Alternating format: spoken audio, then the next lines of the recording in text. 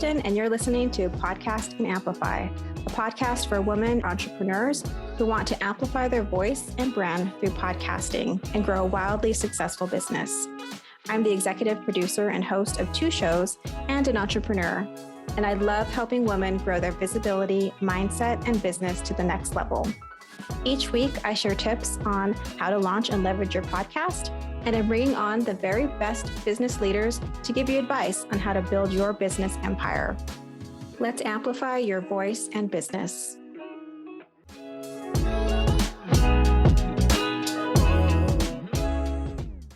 Hey listeners, welcome back to the show. So today we're going to talk about podcast downloads, which I know can be a little confusing. Do they really matter? What are they telling us exactly? And so the answer is really a yes and a no. It's a valuable metric to look at, but we have to keep in mind that downloads factor in a few different things, but it can give you some insights. It's kind of like followers on Instagram or Facebook. People could be following you, say you have 10,000 followers, but the number of people who are actually listening to you, engaging with your content is a whole different story. So think of downloads in that way. You could have 10,000 downloads of your podcast, but that doesn't mean that 10,000 people have listened to your podcast. So let's break it down a little bit more. So the reason why that is because the total number of downloads represents the total number of people who pressed play or downloaded an episode over the entire lifespan of your podcast. But just because they downloaded it doesn't mean that they necessarily listened to it. So that's really how it's similar to social media, is that just because people subscribe to you doesn't mean they're actually listening to your content, i.e. seeing and reading your content that you post. So at the end of the day, for most entrepreneurs, the podcast isn't going to be the main way that you're making money in your business. It's a great way to make money in your business, but chances are you're going to be doing a lot of other things to attract clients, to make money. It is a really great content marketing tool, and you should definitely use it that way. But because it's not necessarily the main way that you will be making money in your business, it's really about, are you connecting with the right people? Are you creating content that really helps your listeners with their problems? Because even if you don't have 10,000 downloads, the relationships that you're building with your ideal listener, your ideal client, is really the most important thing to consider. So it's not about the numbers, it's not about quantity, it really is about quality, because you want to connect with your soul listeners, those people who you really want to work with, and they really want to work with you because they're the right match. So maybe a better metric here is, are your listeners telling their friends? Are they rating and writing reviews of your show? Are they reaching out to you and asking to work with you? Those are some really great ways to know if your podcast is landing with the right people. And so I've just given you those alternatives and reminding you that it's not always about the big numbers. But I will give you one statistic that you might find helpful. So if you're getting more than 100 downloads in the 30 days after you release an episode, that means you're in the top 50% of podcasters. So that's just kind of a way to gauge where you're at in terms of other podcasters and something to aim for if that's what you're looking for. So podcast analytics, like downloads, are still a little bit all over the place. The best use of analytics like downloads is not so much to determine if your show is a success, but to really help you understand your listeners' behaviors. So in addition to seeing that your podcast episode was downloaded, you can also see what time it was downloaded, where it was listened to from, like where in the country, where in the world.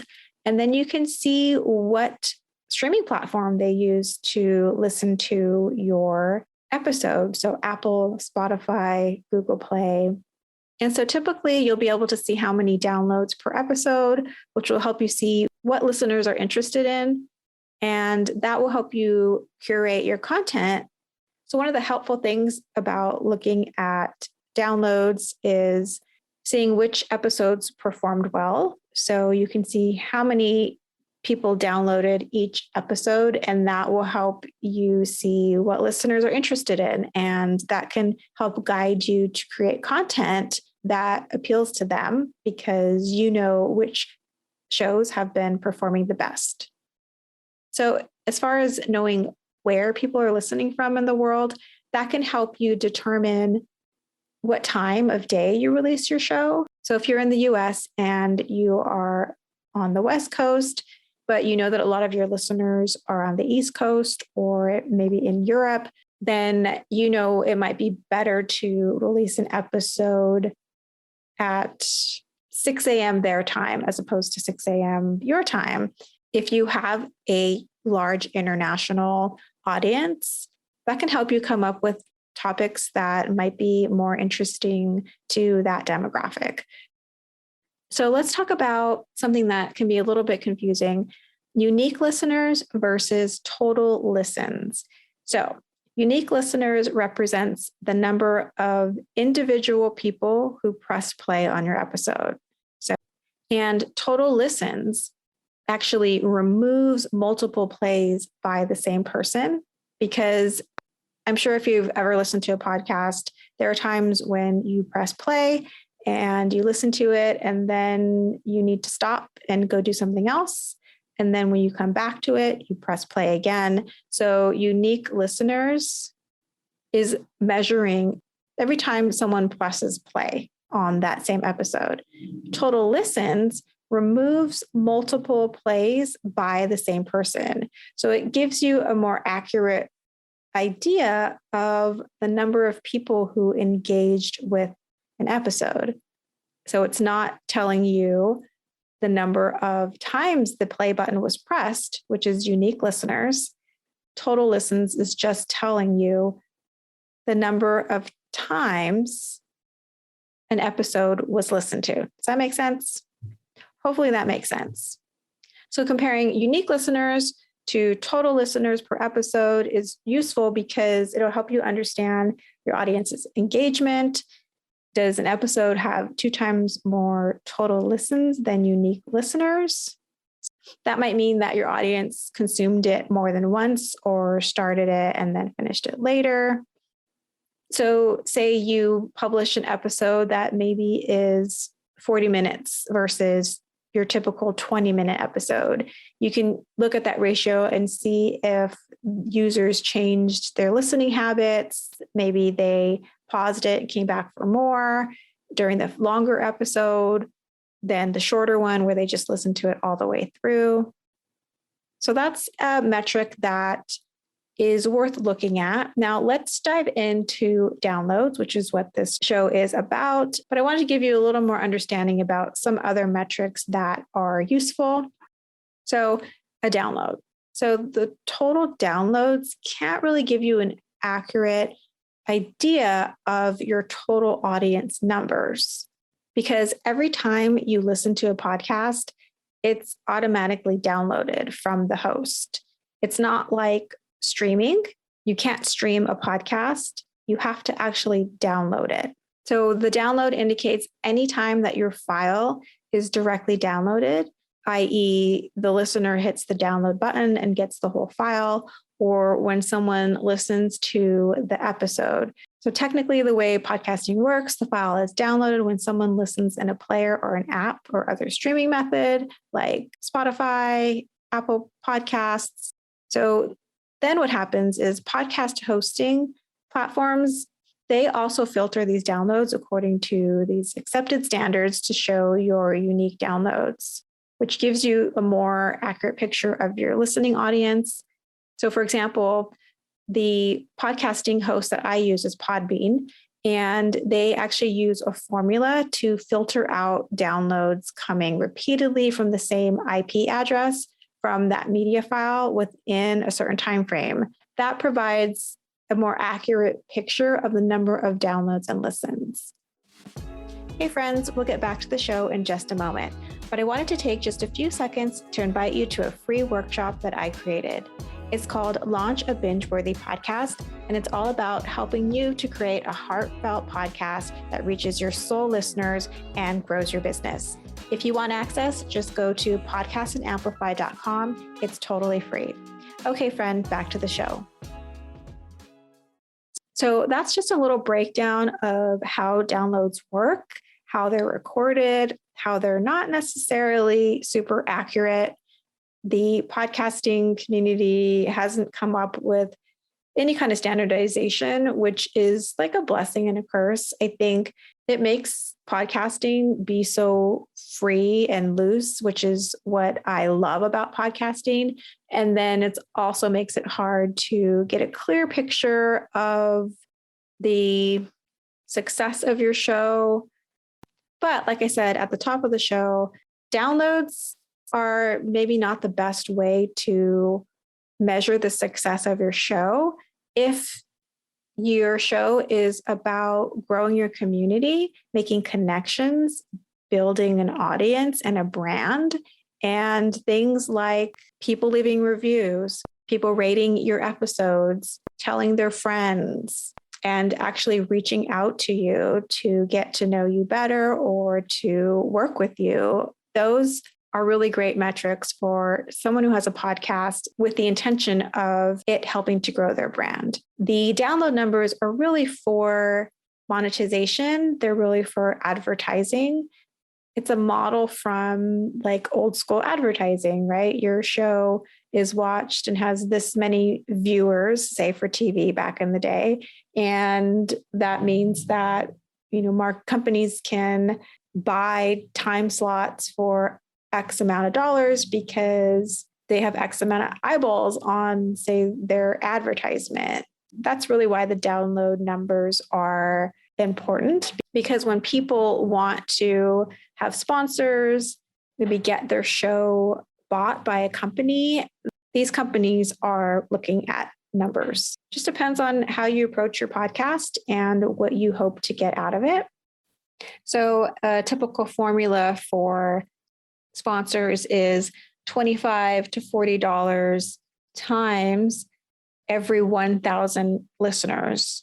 So that's why the numbers are so important. That's why you want to get to like 50,000 listeners, because that obviously results in a lot more money than, say, 1,000 listeners. So that's where the numbers game comes in.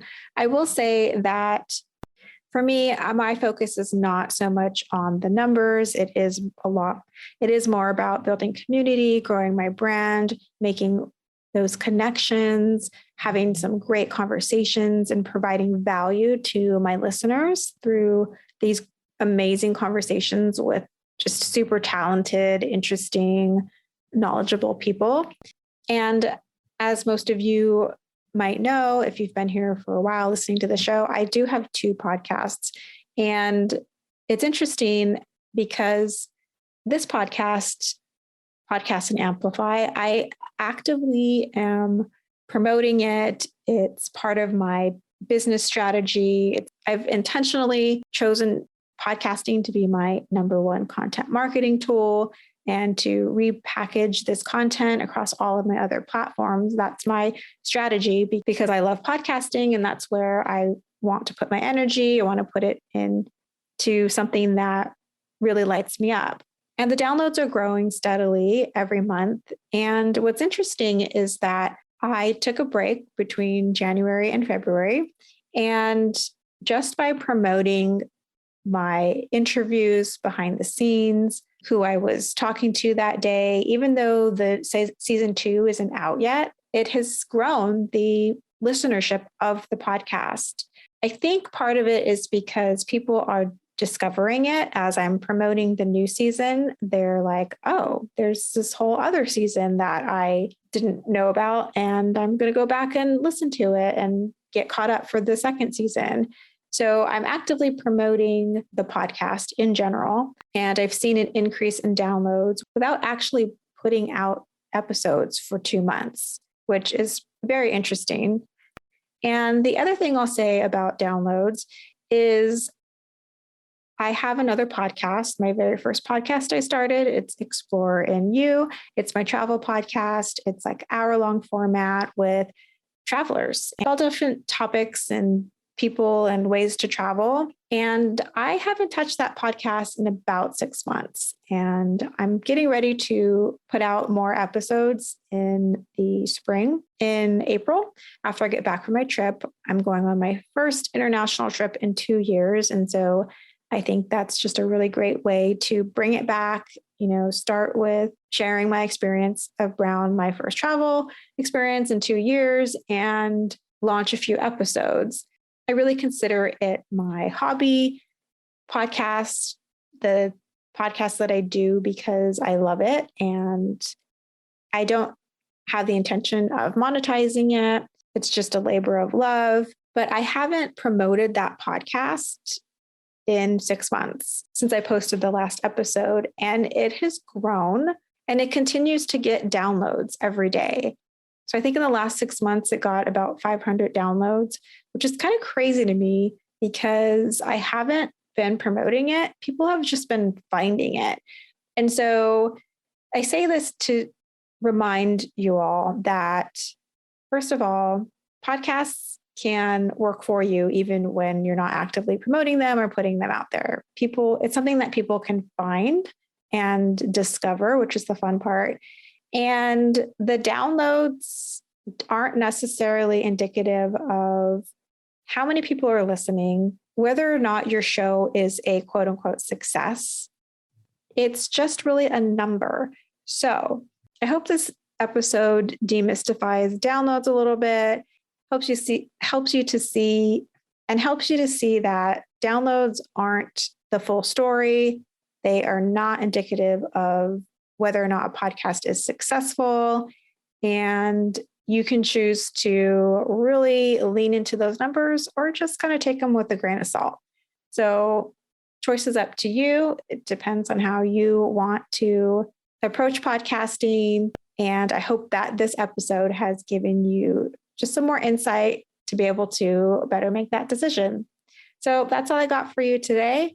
If you found this episode helpful, make sure to rate it and review it. And most importantly, like I talked about earlier, share it with your friends, share it with anyone you think would find value as well. Thank you so much for listening. I'll see you in the next episode. If you loved today's episode, please subscribe so you don't miss a show. And rating and reviewing this podcast is the best way to help support us. Always remember, your voice and what you have to offer is needed in the world. Until next week, take care.